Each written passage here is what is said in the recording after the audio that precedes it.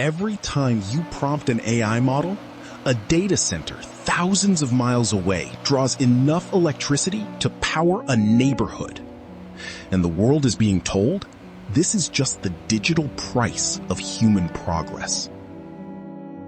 We are fed a seamless corporate narrative that the AI revolution runs on clean, self-sustaining energy, operating in a clean digital bubble that touches nothing in the physical world. Yet in municipalities across Virginia, Ohio, and rural Ireland hosting these multi-billion-dollar facilities, a quiet crisis is breaking out. Ordinary citizens are opening monthly utility bills with unexplained spikes, while local grids issue urgent strain warnings. The official explanation dismisses this as a temporary growing pain, a necessary sacrifice for innovation. But when public utility filings are cross-referenced with corporate expansion data, a completely different operational pattern appears. The looming energy shortage isn't happening simply because technology requires power. It is happening because public electricity is being quietly rerouted and locked into private corporate monopolies before residents even realize the switch has been flipped. Which brings us to the uncomfortable truth they are hiding. If public utility laws legally mandate that communities come first, how did private tech giants bypass the law to drain the grid dry? The standard counterargument is simple.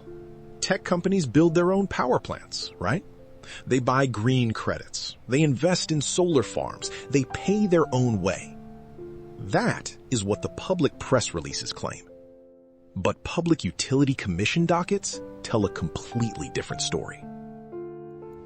When you pull the actual interconnection queues from regional transmission organizations like PJM Interconnection, a hidden pattern emerges. Tech giants aren't just building plants. They are systematically buying priority access to existing baseload grid capacity through multi-party behind-the-meter arrangements.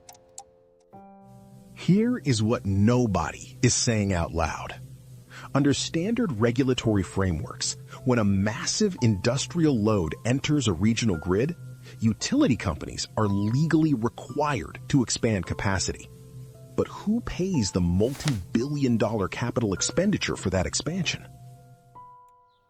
According to recent rate case filings in states like Virginia, over 70% of the grid upgrade costs required to feed hyperscale data centers are not absorbed by the tech corporations. They are quietly passed down through structural rider charges onto residential ratepayer tariffs. Think about the mechanics of this. You aren't just paying for the electricity your family consumes.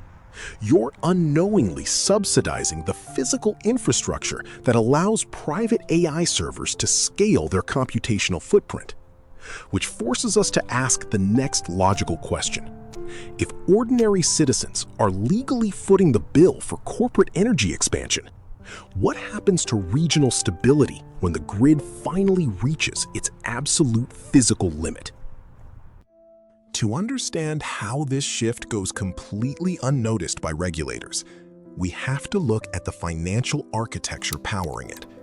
On paper, every major tech corporation proudly publishes carbon-neutral milestones, backed by something called a VPPA, a Virtual Power Purchase Agreement. It sounds noble. The company funds a wind farm 3 states away, claiming they match their data center consumption megawatt for megawatt. But here is the critical operational loophole that institutional analysts rarely explain to the public. A data center in Northern Virginia cannot draw electrons from a wind turbine in Texas. The physical electrons powering the servers are still being sucked directly from the local regional grid, which relies heavily on fossil fuel baseload generators to keep running 24/7.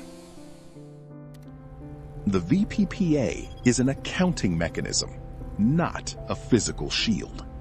It allows tech firms to legally claim zero-emission compliance, while local utility grids are forced to burn more coal and gas locally just to keep the servers from crashing during peak hours. This is the hidden gear of the machine. Corporate balance sheets look pristine and green, while the physical burden of dirty, continuous energy consumption is dumped right back onto the shared municipal grid. Which leaves us with a deeper, more unsettling question. If the accounting makes the pollution invisible, who bears the actual cost when the local grid can no longer keep up with the demand? When transmission grids reach their physical tipping point, the consequences don't hit the tech conglomerates building the data centers. They hit the regional manufacturing sectors, local small businesses, and family households downstream. Regional grid operators like PJM have recently warned of impending capacity shortfalls, forcing power auctions to spike by over 800% in certain sectors. Corporations with infinite venture capital absorb these spikes instantly. Main Street cannot. This creates a silent economic displacement. As priority power allocation follows capital density, traditional employment sectors face forced operational cutbacks, not because they are failing, but because the local electrons have been legally reassigned. We are witnessing the formation of a brand new economic hierarchy, digital utility enclaves that operate under rules of resource extraction, completely detached from the social contract of the local communities that host them. The system is working exactly as it was mathematically designed to function. It optimizes for computational velocity, externalizing every physical, ecological, and financial friction onto the balance sheets of citizens who have no vote in the boardroom. Which brings us to the final, unavoidable reckoning.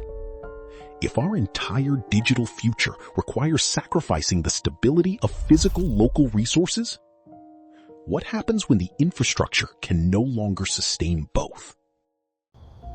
We began by looking at a simple electrical outlet and a monthly utility bill, assuming the strain on our power grid was just a temporary growing pain of technological progress.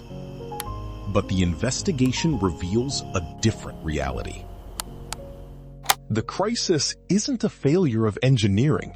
It is the natural outcome of a system built to prioritize infinite computational scaling, while quietly externalizing its physical costs onto the municipal commons.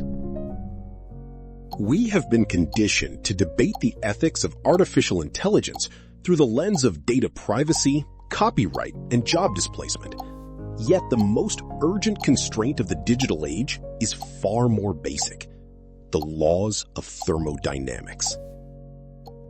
You cannot run a digital infrastructure of infinite consumption on a finite physical planet without eventually forcing a choice between powering human communities or powering algorithms. The question is no longer how fast artificial intelligence can grow. The real question is, at what point does the cost of keeping the servers running exceed the value of what they produce for the society that feeds them?